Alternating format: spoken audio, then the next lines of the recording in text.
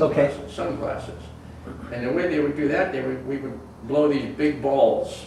Mm-hmm. Do we have a picture of that picture, Nancy? Bring that picture with my father in it, and where is that ball? It's on here. I'll show you exactly what it looks like. Okay.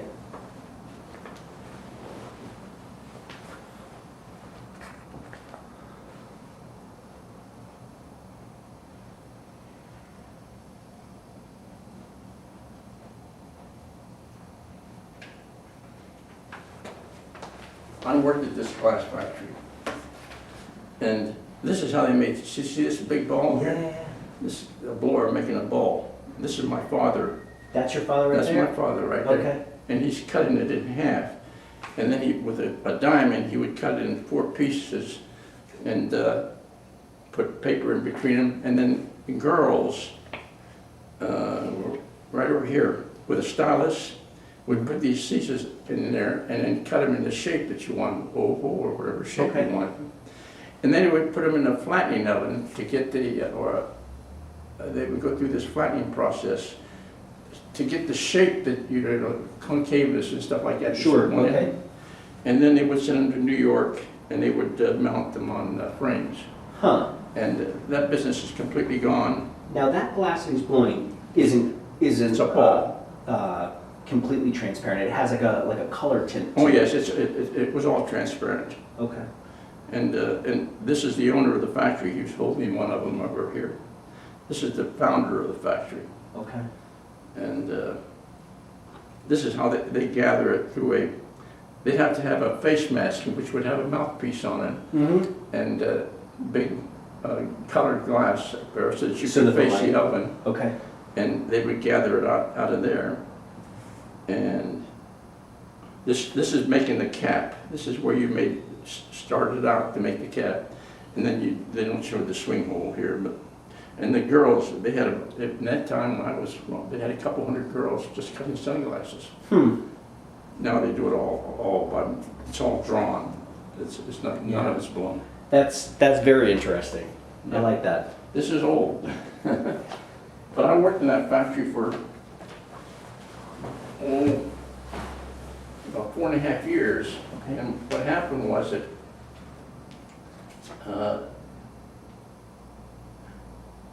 the machines were taking over the glass blowing fast.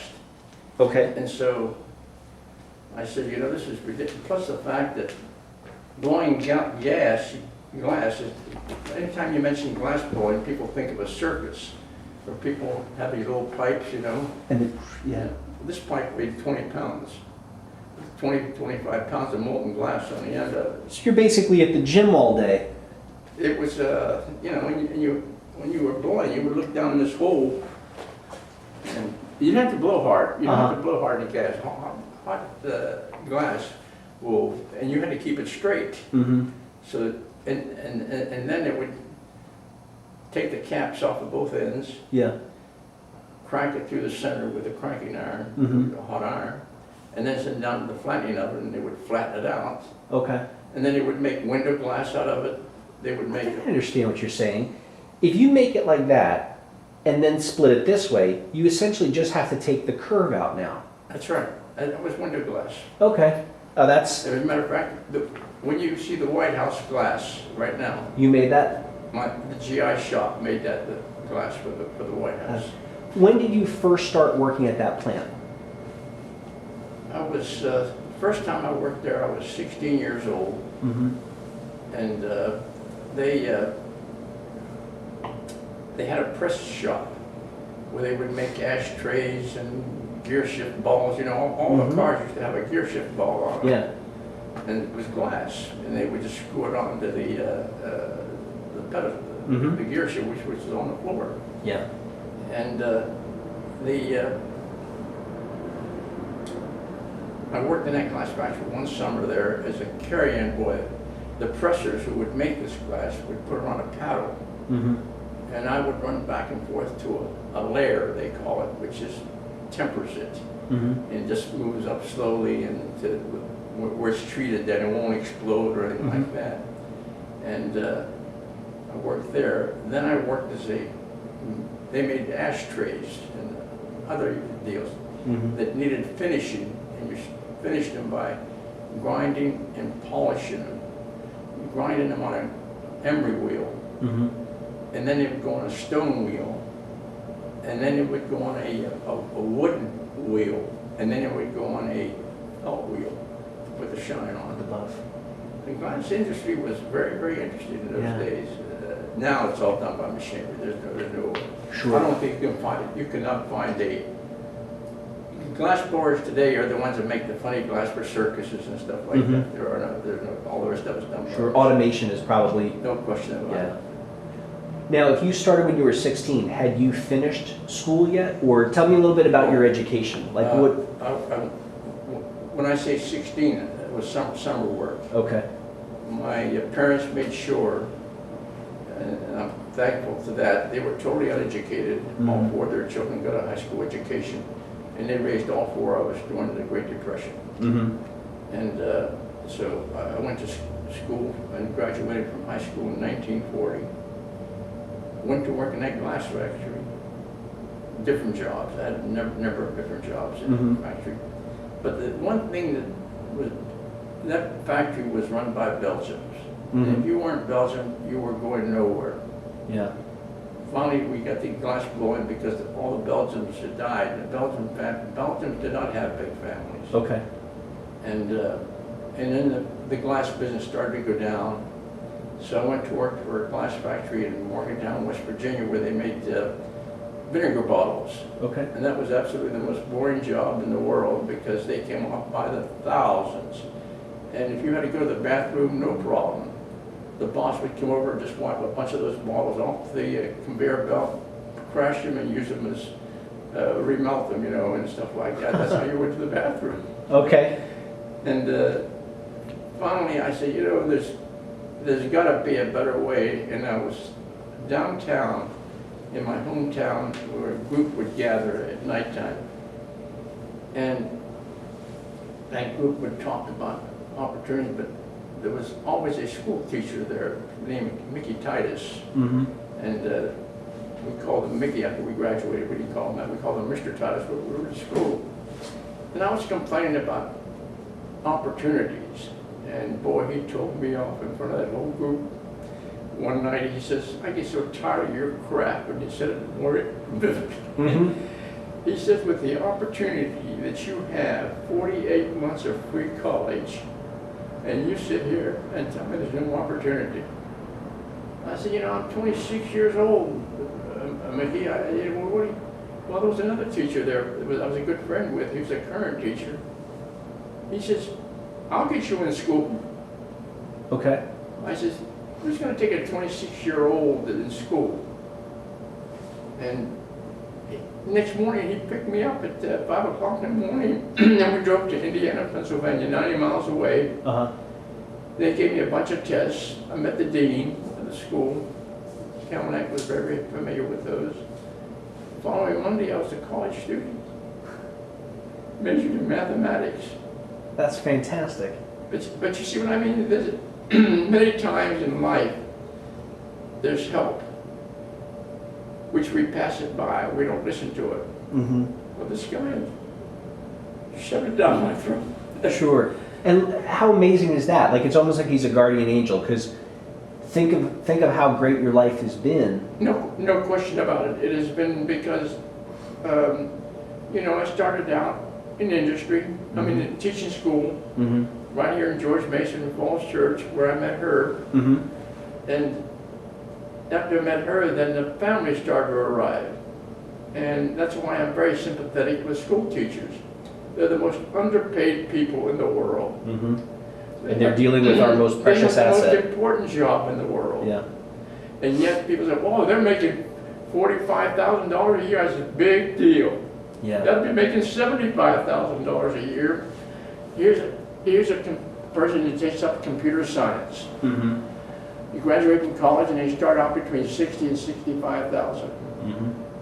Here's a friend who was much better in mathematics and becomes a school teacher. So they go to George Mason and start out at 45,000. Mm-hmm. 10 years later, this guy's making 150,000.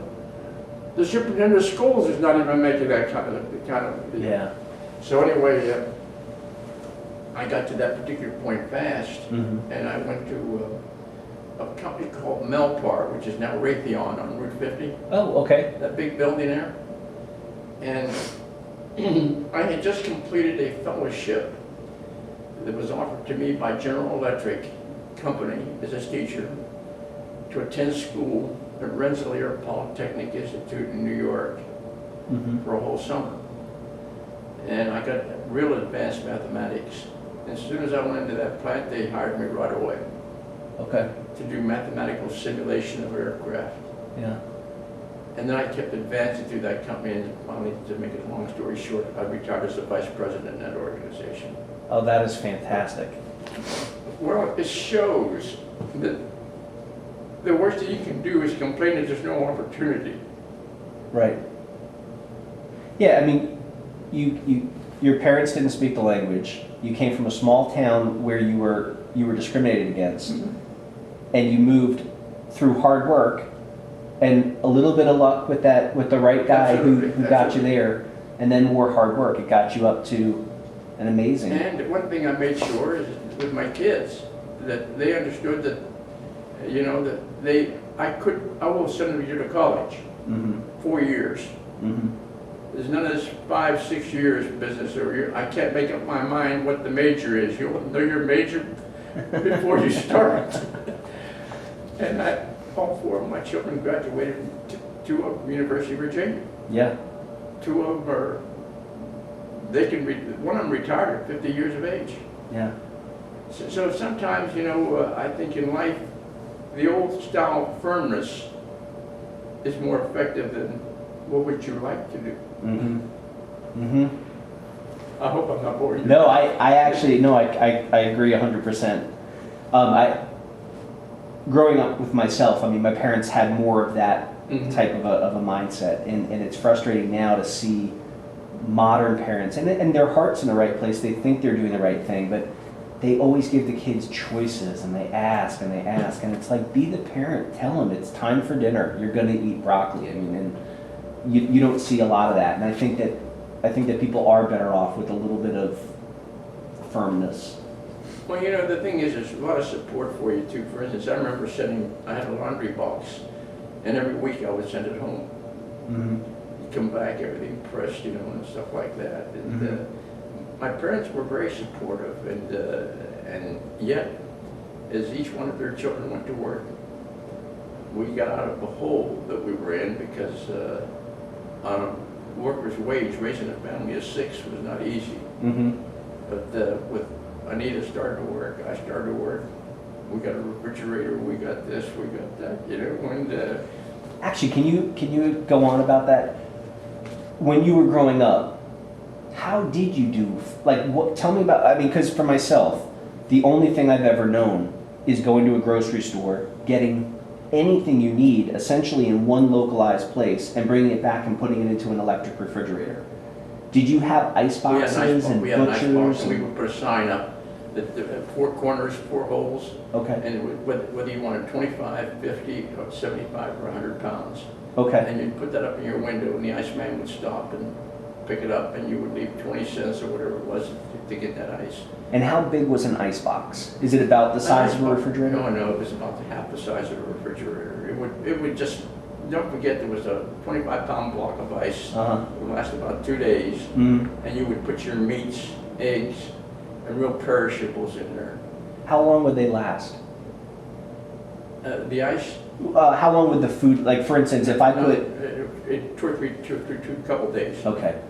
So then, did you guys raise your own food, or were you going to a local butcher to get My your? mother used to can up to 200 quarts of tomatoes every year from our own garden that my father planted. Mhm. Anybody that had a vacant lot, he would be almost like a sharecropper. Okay.